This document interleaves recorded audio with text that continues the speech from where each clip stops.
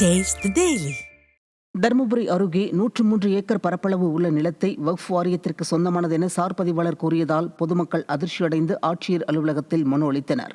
செட்டிக்கரை ஊராட்சியில் உள்ள பல்லக்கொல்லை கிராமத்தில் சுமார் 103 ஏக்கரில் 160 குடும்பங்கள் 3 தலைமுறைகளாக வசித்து வருகின்றனர். இந்த நிலையில் 103 ஏக்கர் நிலம் வக்ஃப் வாரியத்திற்கு சொந்தமானது என உத்தரவு பிறப்பிக்கப்பட்டுள்ளதாக சார் பதிவாளர் அலுவலகத்தில் தகவல் தெரிவித்துள்ளதை அடுத்து அதிர்ச்சியடைந்த மக்கள் நில உரிமை குறித்து முறையான விசாரணை நடத்தி நடவடிக்கை எடுக்க வேண்டும் என ஆட்சியரிடம் புகார் மனு அளித்தனர்.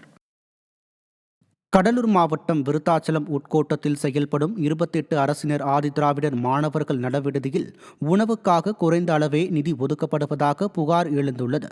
திட்டக்குடி, வேப்பூர், விருத்தாச்சலம் பகுதிகளில் ஆண்களுக்கு 19 விடுதிகளும் பெண்களுக்கு 9 விடுதிகளும் உள்ளன.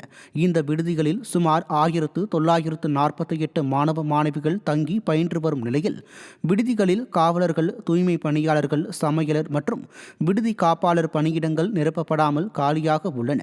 மேலும் விடியா ஸ்டாலின் அரசு மாணவர் ஒருவருக்கு நாள் ஒன்றுக்கு 40 ரூபாய் மட்டுமே உணவுக்காக ஒதுக்குவதால் சத்தான உணவுகளை மாணவர்களுக்கு எப்படி வழங்க முடியும் என கேள்வி எழுந்துள்ளது.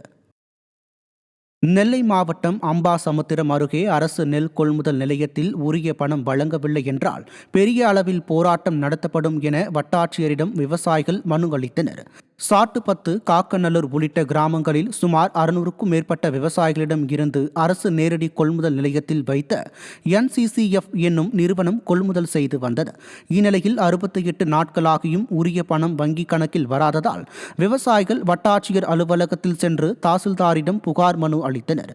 இதன் மீது நடவடிக்கை எடுக்கவில்லை என்றால் விடியா ஸ்டாலின் அரசை கண்டித்து பெரிய அளவில் போராட்டம் நடைபெறும் எனவும் எச்சரித்தனர்.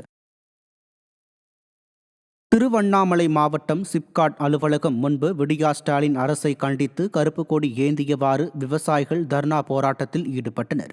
மேல்மா சிப்காட் விரிவாக்க திட்டத்திற்கு 11 கிராமங்களைச் சேர்ந்த விவசாயிகள் எதிர்ப்பு தெரிவித்து போராடி வருகின்றனர். இந்நிலையில் விவசாயிகளை விசாரணைக்கு அழைக்க அதிகாரிகள் நோட்டீஸ் அனுப்பியுள்ளனர்.